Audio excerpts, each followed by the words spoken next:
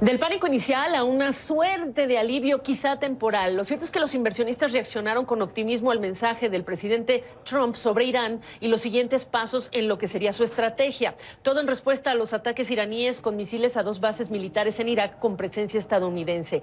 Vamos a regresar entonces a la historia de los máximos históricos. Así regresó el foco de los inversionistas para algunos índices bursátiles. Y el dinero empieza a regresar paulatinamente a lo que son los activos que representan mayor riesgo. El petróleo está desinflando su avance de los últimos días por esta misma razón. Vamos a hablar de estos temas desde la Bolsa de Valores de Nueva York con José Luis de Haro y también con Jaime Brito en Houston, quien nos acompaña. Argus Media, son ambos colaboradores de este programa a la semana. Voy contigo primero, José Luis de Haro. Evidentemente, el discurso es una cosa y el riesgo y el factor de riesgo para empresas que están con operaciones o involucradas en esa región no termina hoy.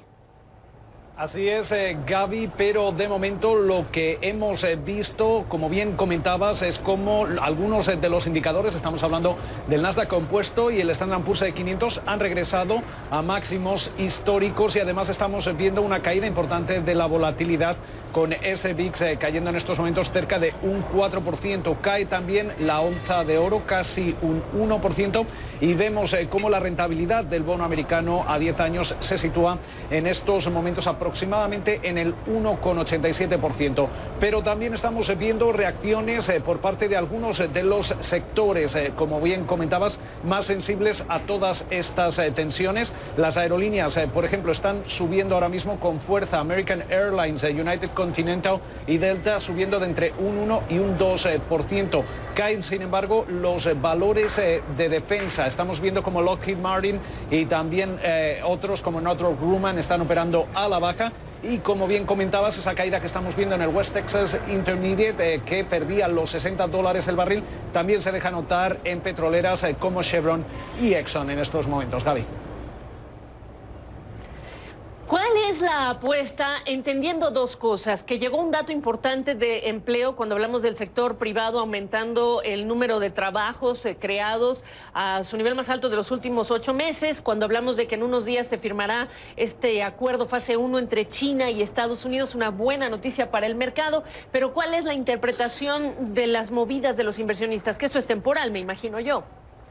Así es, ahora de momento, Gaby, lo que ocurre obviamente es que las mesas de inversión tienen las miras puestas en esas tensiones geopolíticas, pero es cierto que en estos momentos la economía estadounidense sigue siendo sólida y la reacción a este tipo de episodios suele ser distinta si además viésemos cierta debilidad económica en el horizonte, pero durante las últimas semanas y durante los últimos meses se han disipado cualquier tipo de miedo a una posible recesión aquí en Estados Unidos y los datos entrantes siguen siendo bastante sólidos. De hecho, mencionabas ese dato de empleo privado, pero durante esta semana hemos conocido esa caída en la brecha comercial que sobre todo va a impulsar el crecimiento en el cuarto trimestre, que podía quedar por encima del 2%, según algunos analistas. También hemos visto cómo el sector servicios registraba una lectura sólida de 55, con lo cual en estos momentos parece que esa resistencia que está demostrando la economía estadounidense sigue ejerciendo de barrera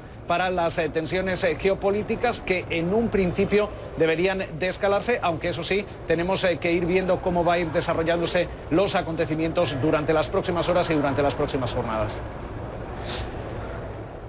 Bueno, pues vamos a incorporar también a esta conversación a Jaime Brito. Jaime, escuchaste al presidente Trump reconociendo, claro, el poderío militar, luego habló del poderío económico y energético de su país. Toda proporción guardada cuando dice que no se necesita más al crudo de Medio Oriente. Te escuchamos. Sí, bueno, ciertamente es una forma del lenguaje, es una forma de expresar que los Estados Unidos están produciendo ya arriba de 13 millones de barriles por día de volumen, están produciendo más que la mismísima Arabia Saudita.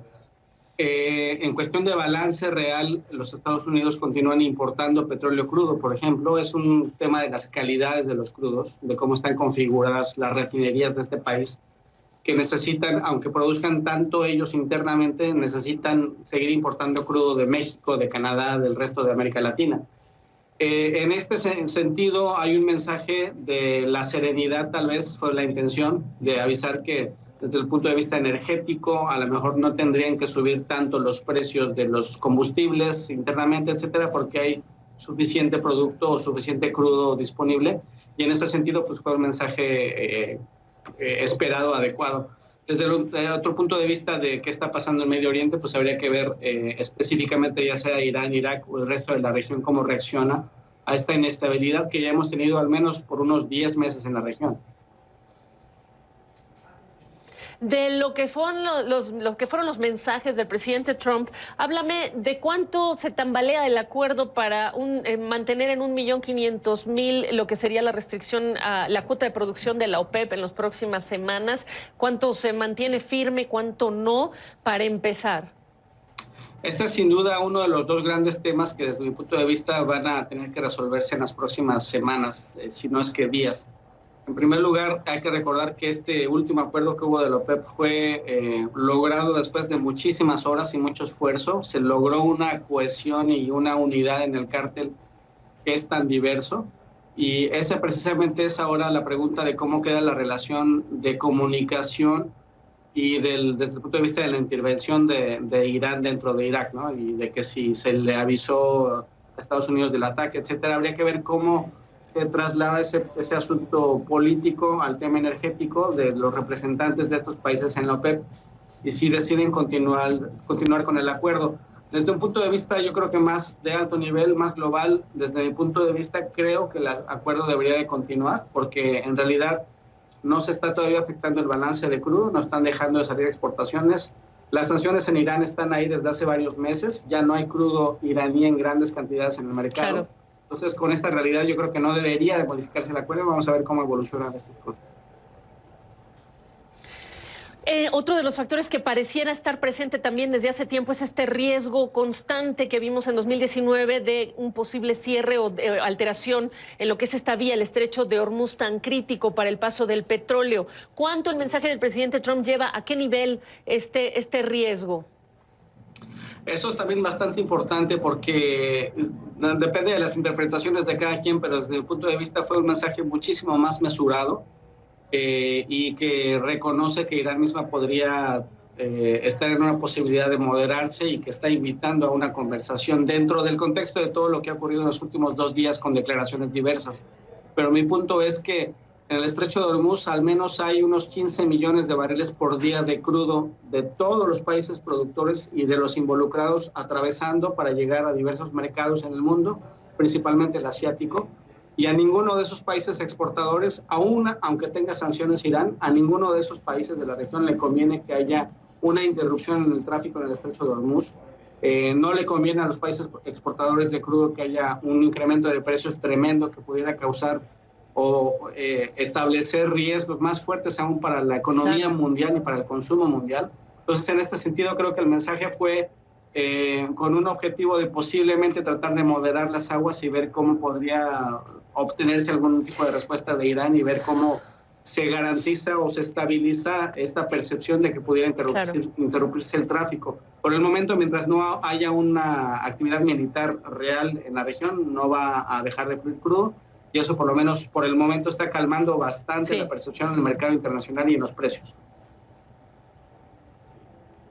Bueno, pues ahí está la radiografía que nos entregan, caballeros. José Luis de Aro, editor de desde wallstreet.com, Jaime Brito, Argus Media, ambos gracias.